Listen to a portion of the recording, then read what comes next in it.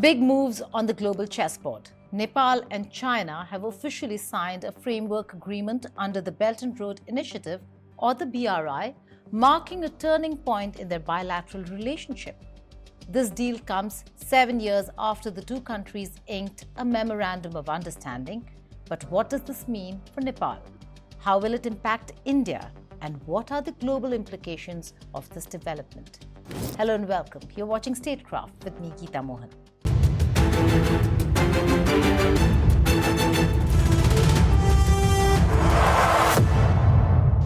Nepal's foreign ministry made a significant announcement during Prime Minister KP Sharma Oli's visit to China.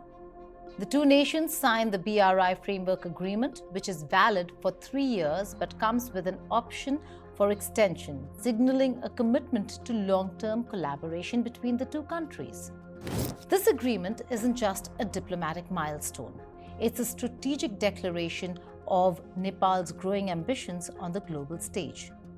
While the finer details of the agreement remain undisclosed, the primary focus is on the Trans-Himalayan multidimensional connectivity network. This initiative aims to transform Nepal from a landlocked to a land-linked nation with enhanced connectivity that promises to bolster trade, tourism, and regional integration. The key components over here are infrastructure projects like highways, railways, and energy networks. Prime Minister Oli, reflecting on his discussions with Chinese President Xi Jinping, described the deal as a game changer for Nepal. 总理先生可谓中国人民的老朋友，致力于中尼友好事业，积极支持中尼共建“一带一路”等合作，我对此深表赞赏。中国和尼泊尔是山水相连的好邻居、好朋友、好伙伴。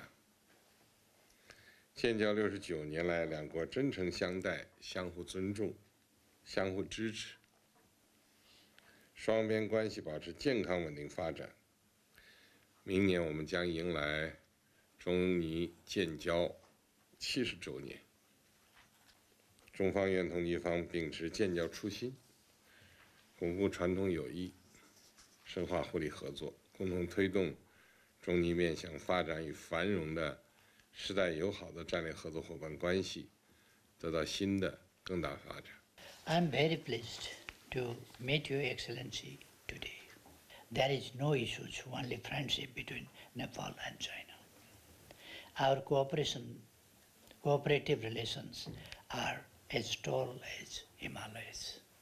We are inspired by the astonishing achievements made by China after the founding of the People's Republic of China under the Communist Party of China, especially under your able and visionary leadership. Mr. President, you are a towering and dynamic leader of our time and a true friend of Nepal. Well, that's all the good things about China, Nepal, and how China invests in various countries. But with China, there's always the other side as well. Before we go into the finer details of what this means for Nepal and the region, let's first understand what the Belt and Road Initiative is all about. The Belt and Road Initiative, or BRI, is China's ambitious global connectivity project launched in 2013 by President Xi Jinping. It envisions two primary trade routes. First, the Silk Road Economic Belt, a vast land route connecting Central Asia, South Asia, West Asia, and Europe. And the 21st Century Maritime Silk Road, a sea route linking China with Southeast Asia, Africa, and beyond. But the BRI isn't just about building bridges and ports. It's a strategic tool for China to expand its influence both politically and economically across the globe. The numbers here are staggering. 139 countries are part of the BRI framework. This includes 39 nations in sub-Saharan Africa, 34 in Europe and Central Asia, and many more across Latin America and West Asia. Together, these nations account for an astonishing 40% of global GDP. This makes the BRI not just a regional initiative, but a global force to reckon with. But the problem with BRI is China's ambitions that also coincides with its aggressive posturing. One which is opposed not just by the West, but also by India because China has violated Indian sovereignty when it comes to going through Pakistan, particularly Pakistan-occupied Kashmir.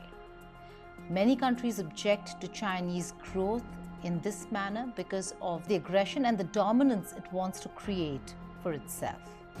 Now let's return to Nepal. What makes its participation in the BRI so significant? Nepal's decision to formally join the BRI marks a strategic pivot in its foreign policy. For decades, Nepal's leaders prioritized their relationship with India, often making New Delhi their first foreign visit after assuming office. But Prime Minister Oli's choice to visit Beijing instead signals a shift in Nepal's traditional diplomatic playbook. We've also seen that not just in Nepal but also in the Maldives, every change in government that's not pro-India does show signals of moving towards or leaning towards China. This shift isn't just about optics. It reflects deeper undercurrents in South Asia's geopolitical landscape. Nepal shares a long and porous border with India, making their ties not just historical but also deeply interdependent. However, Nepal has often felt overshadowed by India's influence, particularly in trade and infrastructure development. By stepping into the BRI fold, Nepal is signaling its intent to diversify its partnership and reduce its reliance on India. But India isn't taking this lightly. India has consistently expressed concerns about the BRI, citing sovereignty issues. A prime example is the China-Pakistan Economic Corridor, a flagship BRI project that runs through Pakistan-occupied Kashmir, a region which is part of India. India views such projects as direct challenge to its territorial integrity and has repeatedly voiced its objections on international platforms. Now, with Nepal's formal entry into the BRI, India finds itself facing a new challenge in its backyard. The move has heightened tensions and raised questions about how India will counterbalance China's growing influence in South Asia. This brings us to a critical question: what are the risks and rewards for Nepal? BRI promises immense benefits for Nepal. Like improved connectivity could turn Nepal into a regional trade hub. Better infrastructure could unlock new opportunities in tourism, agriculture, and hydropower. And enhanced energy networks could finally address Nepal's chronic power shortages. But those benefits come with strings attached. Critics of the BRI often accuse China of employing debt trap diplomacy. The term refers to situations where countries accepting BRI loans find themselves unable to repay, forcing them to cede control over strategic assets.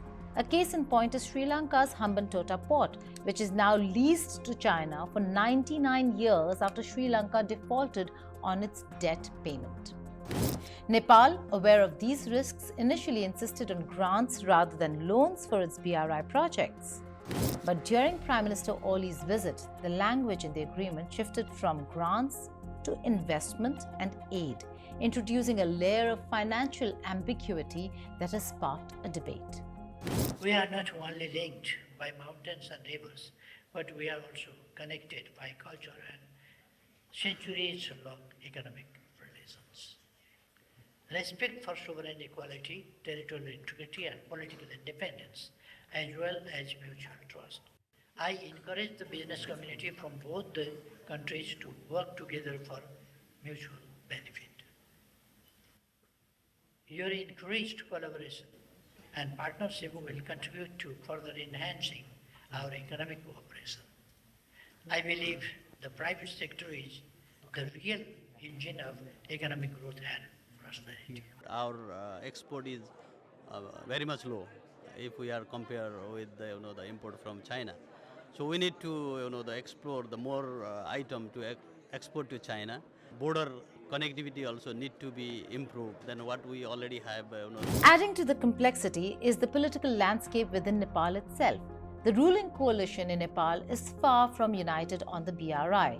Nepali Congress Party, a key member of the coalition, has openly opposed loans under the BRI framework, citing fears of unsustainable debt.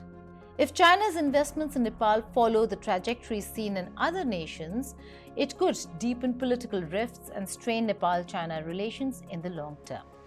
Nepal's entry into the BRI also comes at a time when global skepticism around the initiative is only growing. In December last year, Italy, the only G7 nation to join BRI, announced its withdrawal from the bloc. The Italian government chose not to renew its 2019 Memorandum of Understanding with China, citing concerns over sovereignty and strategic overreach. Italy's decision is emblematic of a broader trend. As the US and European Union intensify scrutiny of Chinese investments, the BRI is losing its appeal in the West.